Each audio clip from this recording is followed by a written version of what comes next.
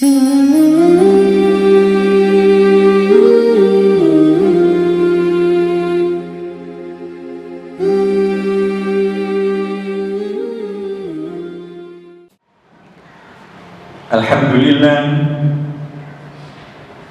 alhamdulillahilladzi anzala ala abdihi kitaba wa lam yaj'al lahu 'iwajan qayyiman. Alhamdulillahilladzi arsala rasulahu bil huda wa dinil haqqi yudhhirahu 'ala ad-dini kullihi wa kafaa billahi shahida. Asyhadu an la ilaha illallah wahdahu la syarika lahu wa asyhadu anna sayyidana Muhammadan abduhu wa rasuluhu wa safiyyuhu alladzi la nabiyya ba'dah, syahadatan tub'iduna min jami'i masayidi syaitan wa tuqarribuna ila jami'i ma yurdir rahman. Wassalatu wassalamu ala khairi khalqillah, ala habibina wa syafi'ina wa qaidina wa qudwatina wa qurratu a'yunina sayyidina Muhammad. Assalatu wassalamu alaihi wa ala azwajihi ummahatil mu'minin wa ala alihi at-tayyibin wa ala ashabihi al-mardiyyin wa ala man ittaba'ahum bi ihsanin wa ridwanin ila yaumiddin yawma nalqar rahmanal mannan. Amma ba'd, fa ya ibadallah wa ya masyara'al musallin, usikum wa iyaya nafsi bitaqwallah, fattaqullaha haqqa tuqatih wa la tamutunna illa wa antum muslimun. Fattaqullaha ibadallah haqqa tuqatih faqad fazal muttaqun. Wa alam ibadallah anna Allah qala fi kitabil aziz, a'udzu billahi minasy syaithanir rajim, ya ayyuhalladzina amanu taqullaha wal tanzur nafsum ma qaddamat lighadin wattaqullaha innallaha khabirum bima ta'malun. Wa la takunu kalladzina nasullaha fa ansahum anfusahum ulaika humul fasiqun. La yastawi ashabun nari wa ashabul jannah, ashabul jannati humul faizun. Shadaqallahu azim wa shadaqa rasulun nabiyul karim wa nahnu ala dzalika minal mu'minin. Jamaah salat Jumat yang dirahmati Allah Subhanahu wa taala, hari ini tanggal 31 Januari 94 tahun yang lalu, hari ini para ulama atau Syekh Haji Hasyim Asy'ari, Kiai Haji Waqf dan para kiai-kiai yang lainnya mendirikan organisasi Islam terbesar Nahdlatul Ulama. Hari ini adalah ulang tahun yang ke-94 daripada Nahdlatul Ulama. Tentu saja kehadiran daripada NU, Nahdlatul Ulama, dan para ulama-ulama yang kemudian membersamai dan terus bersamainya, tentulah pasti dihadirkan dalam rangka untuk mengokohkan umat Islam yang berakidah Ahlussunnah wal Jamaah dalam komunitas di mana kita sekarang berada di negara Indonesia. Yang perlu kita rujukan dalam surah Al-Hasyr yang tadi saya bacakan di depan, itu semuanya ada dalam rangka untuk meningkatkan kualitas keumatan, kualitas keimanan, kualitas keberagaman kita, sehingga dengan cara itu maka akan menghadirkan dalam konteks dulu perjuangan yang membawa kepada kemerdekaan Indonesia. Dan kita tahu memang putra daripada Kiai Haji Hasyim Asy'ari, yaitu Kiai Haji Wahid Hasyim, terlibat langsung di dalam memerdekakan Indonesia, baik dan keanggotaannya di BPUPK maupun keanggotaannya di PPKI, dan kemudian menyelamatkan Indonesia dari rongrongan pihak-pihak separatis, rongrongan dari pihak-pihak yang ingin melakukan separatisme, pisah dari Indonesia, dari kalangan dari Indonesia Timur, dan semuanya kemudian bisa diselamatkan. Salah satu di antaranya adalah melalui peran daripada Kiai Haji Wahid Hasyim bersama dengan para ulama-ulama yang lainnya. Jamaah dirahmati Allah Subhanahu wa taala, peristiwa ini disampaikan dan kebetulan takdirnya adalah hari ini, jadi hari Jumat tanggal 31, tanggal 31 Januari. Yang ingin saya sampaikan adalah bahwa memang para ulama kita sekali lagi memberikan kepada kita keteladanan bagaimana memaksimalkan seluruh waktu yang ada, seluruh potensi yang ada, kesadaran akan kemanusiaan dan peran sejarah yang ada, untuk kemudian bisa diwujudkan menjadi sesuatu yang membawa kepada perbaikan, perubahan, membawa kepada kemajuan, membawa kepada potensi yang membawa kepada kemenangan-kemenangan. Karena memang demikianlah secara prinsip ajaran daripada ajaran al-Islam.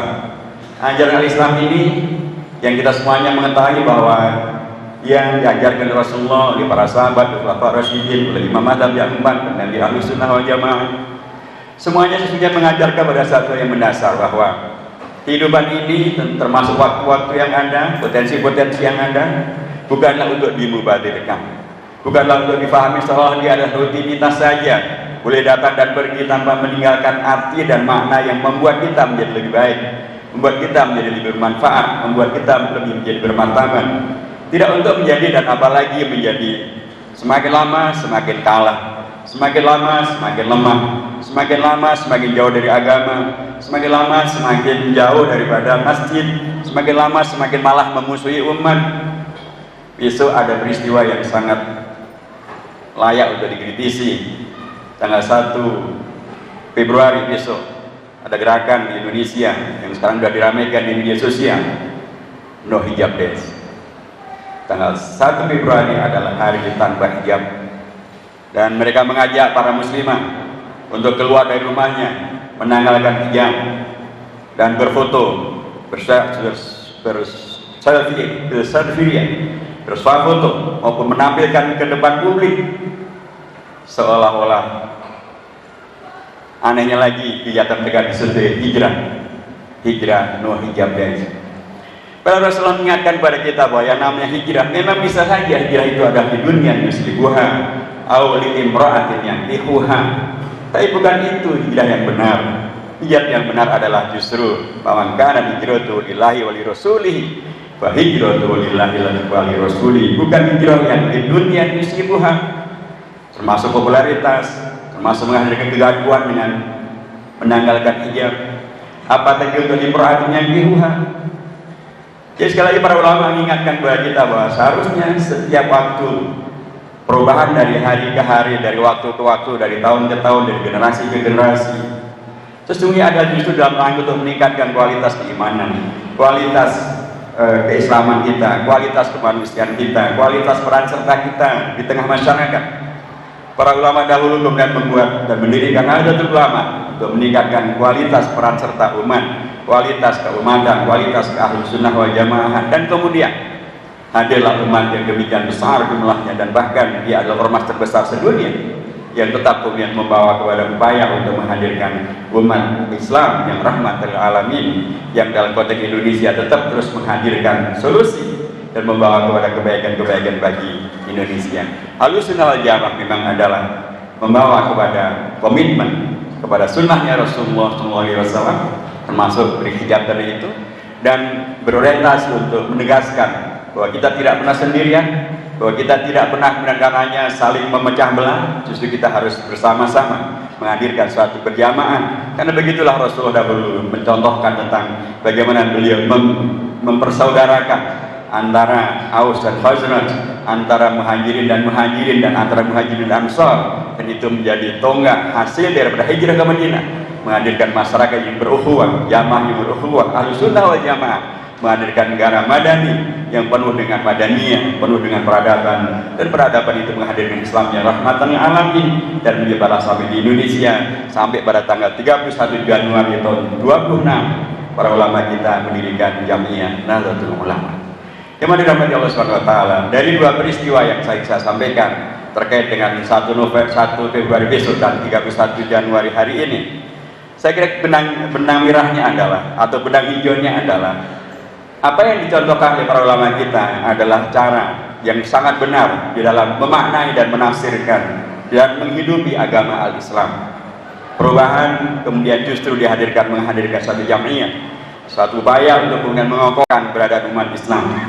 Tapi tanggal 1 Februari yang kemudian ditafsirkan hijrahnya adalah no hijab days, itu jelas adalah salah satu cara yang salah di dalam memahami agama al-Islam. Bukannya semakin hari semakin rapi di dalam berpakaiannya, semakin rapi di dalam mengamalkan sunnahnya, semakin baik dalam menjaga akhlak dan auratnya. Ini malah besok sebagian umat mengajak dan diajak untuk menanggalkan hijab, menanggalkan menutup aurat, menghadirkan perilaku yang jelas. Kalaupun itu dipaksakan menggunakan hijrah, itu ada hijrah di dunia yusibuha aw limra'atin yankihuha, dan bukanlah itu hijrah yang dicontohkan oleh Rasulullah, dan bukan itulah pasti yang diajari oleh para ulama-ulama kita yang justru mengajarkan kepada kita bahwa sekali lagi dari waktu ke waktu, dari Jumat ke Jumat, dari bulan ke bulan, dari Ramadan ke Ramadan, bahkan dalam kota kita di Jakarta setiap pagi, hampir setiap pagi selalu ada pengajian. Ada pengajian Sabtu pagi, ada Ahad pagi, ada Senin siang, ada Selasa siang, ada Kamis malam, begitu seterusnya. Begitulah seharusnya memaknai waktu yang berubah, memaknai waktu yang berpindah-pindah dari hari ke hari, dari bulan ke bulan, dari Jumat ke Jumat, untuk menghadirkan realisasi takwa. Tadi dia sampaikan, ya ayyuhalladzina amanu taqullaha wal tanzur nafsum ma qaddamat lighadin wattaqullaha innallaha khabirum bima ta'malun. Allah perintahkan kepada kita untuk betul-betul merealisasikan takwa. Dan itulah salah satu rukun daripada khutbah, pasti untuk mengingatkan dan mengajak untuk bertakwa. Tapi yang sering kemudian menjadi yang kita lupakan adalah hakikat daripada takwa. Takwa kadang-kadang hanya kita jadikan sebagai seolah-olah dia adalah pemanis untuk pembuka sambutan, padahal dia ada sesuatu yang merupakan kata kunci dalam Al-Quran. Anjaran tentang menjadi manusia yang bukan hanya berguna, tapi manusia yang bermartabat, manusia yang mulia.